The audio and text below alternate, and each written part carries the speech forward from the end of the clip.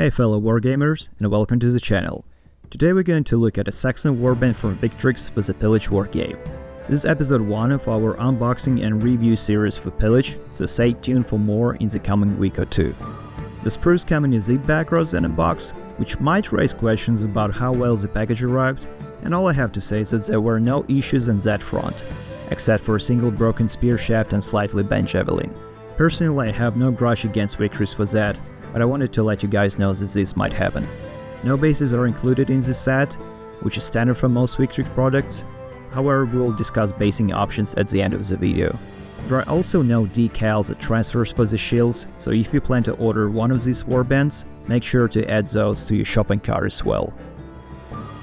Each warband comes with assembly instructions for all your miniatures, so there's no need to go to the Victrix website to look for a PDF file or anything like that. I highly recommend following the assembly instructions if this is your first experience with Victrix miniatures, since certain parts can only be fitted to a specific body. This is also important if you plan to do some light kit bashing, like gluing arms from the archer's sprue onto a body from the warrior's sprue, let's say. As you will notice later, certain bodies have shoulder joints, while some have ankle-style joints for the arm connections. Just keep that in mind. This particular warband consists of 32 miniatures, 6 command figures, meaning you can make 1 chieftain, 3 huscarls, a monk, and a standard bearer or a musician, or as I would call him, hornblower, 8 armored Saxons or thanes, 8 unarmored Saxons or churls, 4 unarmored cavalry, 6 missile infantry, so bowmen or slingers. In total, we have 6 sprues in this set, 1 command sprue, 2 warrior sprues, 1 missile infantry sprue, 1 rider sprue, and 1 horse sprue. Alright, let's start with probably the most exciting sprue in this set, the late Saxon / Anglo-Dane command sprue. The way we'll review each sprue is simple. We'll briefly go over what models you can build and a couple of things I want to draw your attention to first. Then we'll do a close-up of each section so you can check the quality of the bits. Finally, we'll do a brief conclusion of the sprue. This particular sprue allows you to build 1 chieftain, 3 huscarls, 1 monk, and 1 standard bearer or musician. Also want to quickly point out that all miniatures in this set are 28mm to eye level and true scale.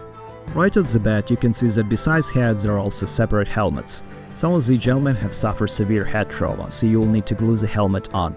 Pretty much every head and helmet design has enough detail to be distinctive, which is a very nice way to break up the uniformity of the armored models. All of the Dane axes are comprised of 2 pieces, so make sure you follow the instructions if you're not sure which part goes where. Also be careful when clipping them off the sprue. As I mentioned, all the miniatures are true scale, so the axe and spear shafts are quite thin, be delicate and patient. This is probably some of the best looking chainmail I've encountered on miniatures. Another thing I really like is that small bits like pouches and dagger scabbards are molded onto the body. The monk's body has a slight over-extrusion on its left side, but it's nothing to cry about. In terms of mold lines, they are minimal. The scale armor looks incredible in my opinion. Compared to the Greyjoy miniatures from Seaman, this variant of scale armor has much more pronounced and crisp details. Body B5 is what I believe to be our main option for the chieftain, since he has the biggest cloaks and wears high boots. There are a lot of small details for the eye to catch, and I'm sure it will be an absolute blast to paint these guys. Here's another section with weapons. You can notice that the spears here are designed to be used as banner poles, so yes, you can have an armored warrior carrying a banner if you wish. On the final section of the sprue we have sword scabbards and more shields. If you equip your warriors with swords, simply clip off the sword handle from their belt and glue the scabbard on. Every armor figure in this sprue can be equipped with a Dane axe or a sword, but only 2 of them can carry a shield in their left arm. The monk has 2 head options as well as 2 options for each arm. The churl body can be equipped as a standard bearer, a hornblower, or a regular foot soldier. Moving on to the sprue from which we will build the bulk of our warband, the late Saxon / Anglo-Dane warrior sprue. Just a reminder that you get 2 identical sprues of this in the set. With 2 sprues you can build 8 churls and 8 thanes, or as I would call them, warriors properly dressed for war. Please note that there are 2 bodies on each sprue with ankle-style joints for the arms, so save at least 3 of them for the skirmisher kit bash I will show you later in the video. There are no Dane axes on this sprue, so if you need extra for some reason, you'll probably need to pillage some from a friend who's playing Vikings.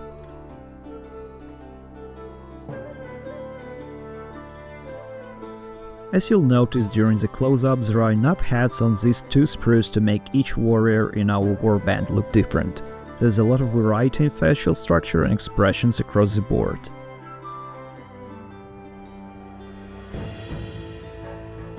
Moving on to the weapons section, you can quickly see that the main theme of this sprue is spears and boar spears, and as detailed that the spear arms have differing grips. Just like the huskarls on the command sprue, the chainmail on these giants looks fantastic. One thing I like is that each body has enough small details to look distinct from each other.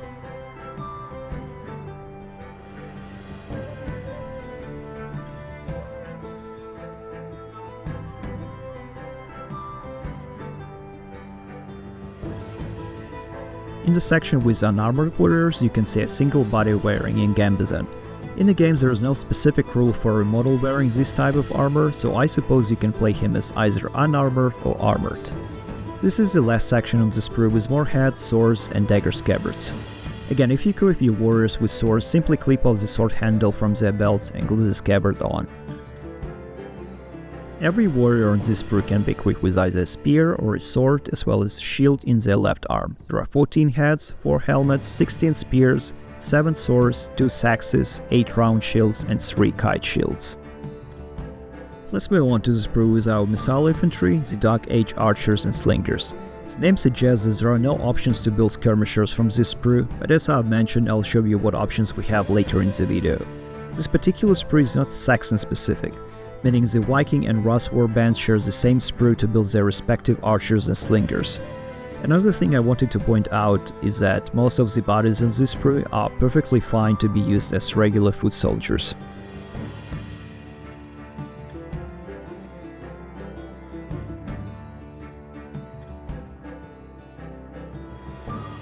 I'll mention this right now, there are 20 unique heads on this sprue. So if you're looking for even more variety for your warband, this is a sprue to snatch heads from.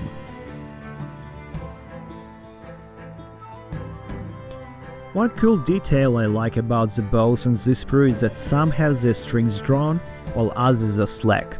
As for the bowstring itself, I might try using my old fishing line method for that and see if it works out.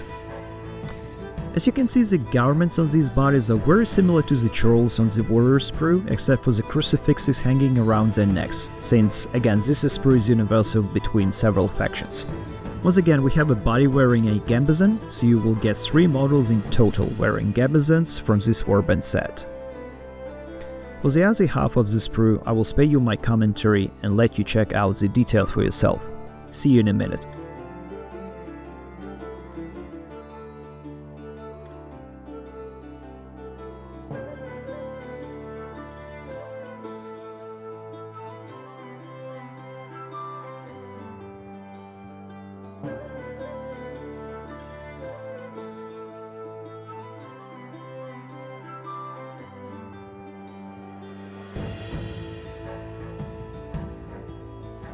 To conclude this sprue, 4 models can be equipped with bows and 2 with slings.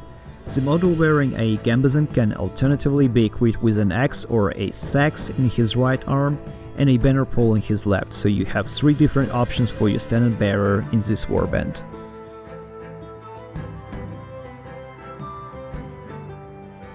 Finally, we are moving on to our cavalry. By the way, there is a debate about whether Saxons use cavalry at all. Some claim it's a myth, and that horses were only used by warriors to ride to the battlefield before fighting dismounted. In any case, in terms of gameplay, there is an option to have cavalry in your Saxon warband, and I'm pretty sure I'll use it myself. The sprue itself is not Saxon specific, it's actually an unarmored Norman cavalry sprue. However, there are enough helmet designs to represent Saxon riders, so you don't really need to snatch heads from other sprues.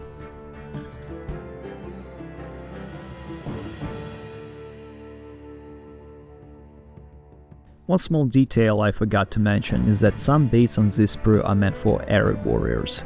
In the context of our specific warband, they aren't that useful, so just keep them for future projects.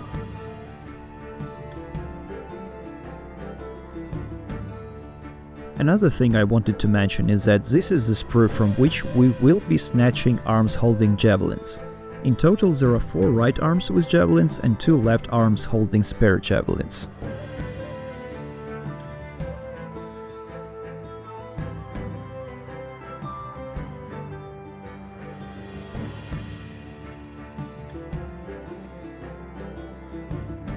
One funny detail about this sprue is that there are 10 different helmets for the models with severe head trauma. It might sound like overkill, but it just shows the variety of beasts you can expect from Victrix kits. Good job! Every model in this sprue can be equipped with a spear, hand weapon, or javelin in his right hand, accompanied by a shield in his left hand. As I said previously, I will be snatching javelins from this sprue to make some skirmishers for myself. And the final sprue on our list is the horse sprue for our brave and probably not historically accurate Saxon Cavalry. The layout is pretty standard for the market. Each horse body is comprised of 2 halves. You glue these halves together and unfortunately there might be a gap, which you'll need to fill with acrylic putty, epoxy putty, or DIY plastic goo and then sand it down.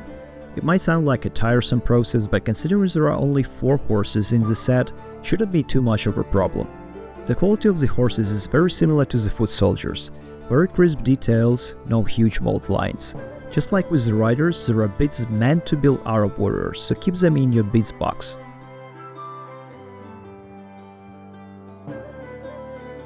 I will leave you again for 30 seconds so you can check the quality and variety of the bits for yourself.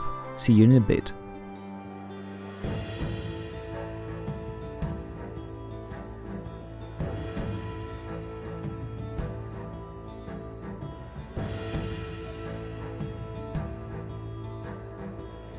Before we look at the basing option I'd suggest and have a glance at a couple of assembled models, I just want to quickly say that I'm very impressed with the quality of these miniatures. To be completely honest, I wasn't expecting this level of detail, so a big shout out to Victrix. As you have probably noticed, each foot miniature and horse has what's called a puddle base. It's a 1.5mm chunk of plastic underneath the miniature's feet. So how do we deal with our basing in this case? This is a standard 25mm GW base. It's about 3mm tall, which can create a problem. Placing the puddle base on top of the GW one can create the illusion of the miniature floating above the tabletop. Personally, I found it a little bit off-putting, so I'd suggest a different approach. The solution is a simple washer. This one is an M6x25. That's a 6mm inner diameter and a 25mm outer diameter, which is exactly what we need. To attach the miniature to the washer, use superglue. Apply 2 tiny drops on opposite sides of the washer. Carefully place the miniature on top and press down for about 5 to 10 seconds. To level the base with the miniature's footing, you could use a commercial texture base, but I'll show you a much cheaper option. This is an equal parts mix of plaster, PVA glue, and fine sand. This jar will last you a lifetime for basing miniatures. The properties of this mix are very similar to a commercial texture base, and I recommend letting it cure for about 12 hours. The color of this base doesn't matter, since it will be covered with primer along with the miniature. However, you can add a cheap acrylic paint to the mix if you wish. After you have finished painting the miniature, I highly recommend trying one of these pre-made, deep-style basing solutions for the top layer. You can easily find this on Temu, and I'll show you the results in upcoming painting guides. The first miniature on display is the chieftain, probably the most heroic-looking guy in the whole set.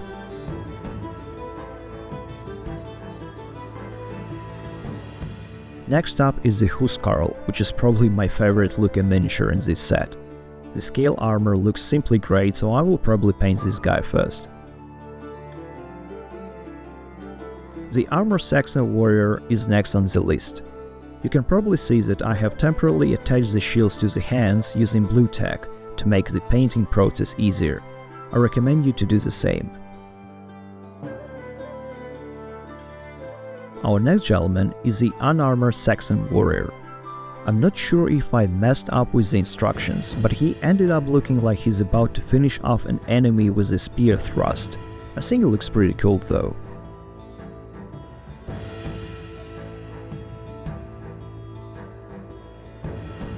Our first missile infantry on display is an archer. As you can see, I attach a pouch, quiver, and dagger to his belt. To make this process easier, I highly recommend using a pair of tweezers.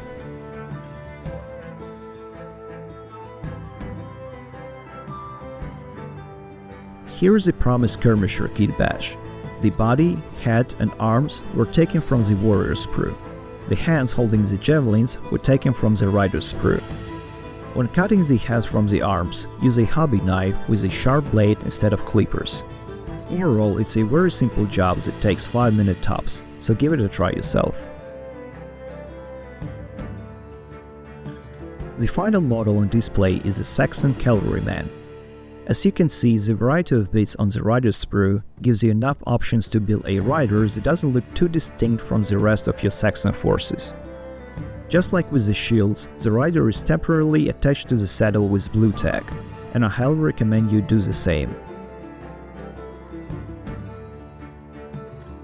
Alright guys, I think that's it for today's review. On the screen, you can see a sneak peek of what's coming next in our unboxing and review series. The remaining Ross and Norman warbands are on the way for review as well.